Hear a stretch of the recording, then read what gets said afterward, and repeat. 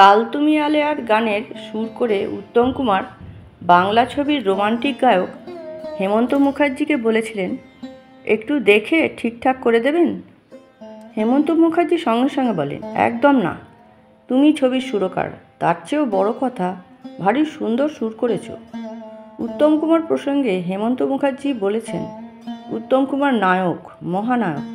আমার কাছে তার থেকেও বড় পরিচয়, উত্তম কুমার আমার কাছের মানুষ, একান্ত আপনার জন, আমার ছোট ভাই।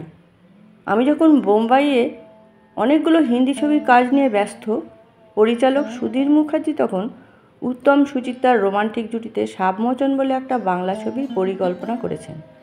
উত্তম কুমারের লিপের গান আর সেই সঙ্গে ছবিটির সুর করার দায়িত্ব আমি পেলাম। ছবিতে অনেকগুলো গান উত্তম কুমারের লিপে আমি গাইলাম, বসে আছি পথছে ফাগুনের গান গেয়ে, ঝড় উঠেছে বাউল বাতাস, আজকে হলো সাথী। অদ্ভুত ব্যাপার, ছবি দেখার পর ধরাই গেল না গানগুলো আমার না উত্তম কুমারের নিজের কণ্ঠে।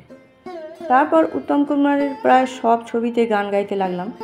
তখন উত্তম কুমার মানেই আমি, আর আমি মানেই উত্তম কুমার, যেন একই মায়ের দুই ছেলের মতো। আর সেই সময়ই দুই ভাই ছবিটির সুর এবং গান করলাম আমি।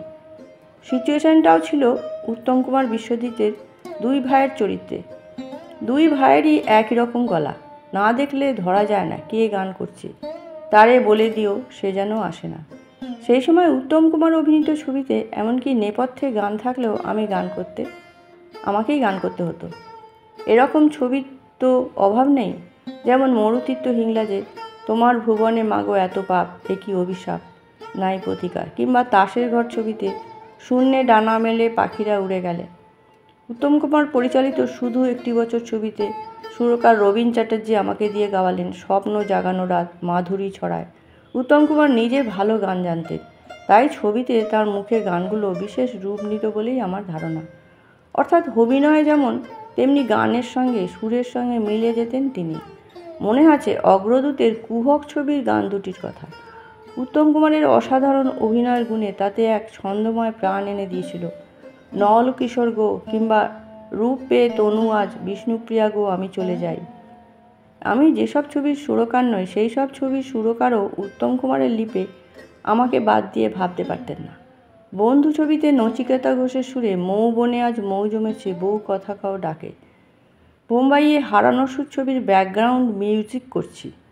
এক জায়গায় হঠাৎ মনে হলো নায়িকার নাম ধরে নায়কের গলায় কয়েকবার ডাক থাকলে ভালো হতো, এবং সেটা এই মিউজিক নেওয়ার সঙ্গে সঙ্গেই করা উচিত। পরিচালক অজয় করকে বললাম, তিনিও সেটা অনুভব করেছিলেন, কিন্তু সেই মুহূর্তে উত্তম কুমারকে পাবেন কোথায়? শেষে রমা রমা বলে ডাকটায় আমিই কণ্ঠ দিলাম। সত্যি অদ্ভুত মিল আমাদের গলায়, ধরাই গেল না। এমনকি অনেক ছবিতে উত্তম কুমারের হয়ে কিছু কিছু সংলাপ আমিই বলে দিয়েছি। হারানোর সুর ছবিতে একটা গান ব্যবহৃত হয়েছিল নেপথ্যে, রেডিওতে ভেসে আসা, আজ দুজনা দুটি পথ হবো, দুটি দিকে গেছে বেঁকে। মানুষের জীবনে সব থেকে বড় সাসপেন্স হলো তার পরমায়ু। কেউ জানে না কে কতদিন এই পৃথিবীতে থাকবে, আর এটা জানা নেই বলেই মানুষকে ভবিষ্যতের জন্য আজীবন চিন্তা করতে হয়। শেষের দিন না আসা পর্যন্ত সবই করে যেতে হয়। নইলে আমি কি কোনো দিন ভাবতে পেরেছিলাম বয়সে অনুজ হয়ে অগ্রজের মতো আগে উত্তম চলে যাবে, রেখে যাবে তার মানুষের মনে অমর হয়ে থাকার মতো অতুলনীয় সৃষ্টি। উত্তমের সঙ্গে আমার আলাপ হয়েছিল গানের মাধ্যমে। তখন উত্তম গান গাইতো, আমিও গান করতাম, তাই আলাপটা জমেছিল ভালো। মনে মনে ওর ইচ্ছে ছিল গায়ক হওয়ার। সে যোগ্যতা ওর ছিল, কারণ উত্তম গানটা ভালোই গাইতো। কিন্তু আমি তখন গান করলেও আমার মন টানত সাহিত্যের দিকে। সাহিত্যের আড্ডায় যাতায়াত করি। আমার বন্ধুদের মধ্যে তখন নাম করেছে কবি সুভাষ মুখোপাধ্যায়, সন্তোষ কুমার ঘোষ এবং আরও অনেকে। বলা বাহুল্য, আমি সাহিত্যিক হতে পারিনি। উত্তম গায়ক হতে চাইলেও শেষ পর্যন্ত নায়ক হয়ে গেল। আমি একবার নায়ক হওয়ার চান্স পেয়েছিলাম। কবি ছবির জন্যে দেবকীবাবু আমাকে সিলেক্ট করলেন। কারণটা হলো তখন আমার চেহারা দারুণ রোগা, একে লম্বা তাই রোগা, অতএব তারাশঙ্কর বাবুর কবির উপযুক্ত চেহারা আমার। আর গান তো গাই, কিন্তু শেষ পর্যন্ত আমি পিছিয়ে এলাম। উত্তম গায়ক হতে গিয়ে নায়ক হয়েছে বলে আমিও যে তা পারবো এ ভরসা আমার একদম ছিল না। তাই সোজাসুজি বললাম দেবকীবাবুকে, ও আমার দ্বারা হবে না, আমি অভিনয় করতে পারবো না।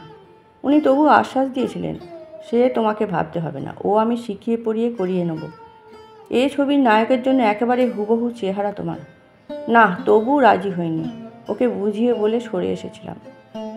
উত্তম চেয়েছিল গায়ক হতে। ও যদি নায়ক না হয়ে গায়ক হয়ে নাম করত, আর আমি যদি দেবকীবাবুর ছবিতে নায়ক হয়ে যেতাম, তাহলে ব্যাপারটা কী দাঁড়াতো? তখন হয়তো দেখা যেত আমি নায়ক হয়েছি আর উত্তম আমার হয়ে প্লেব্যাক করছে।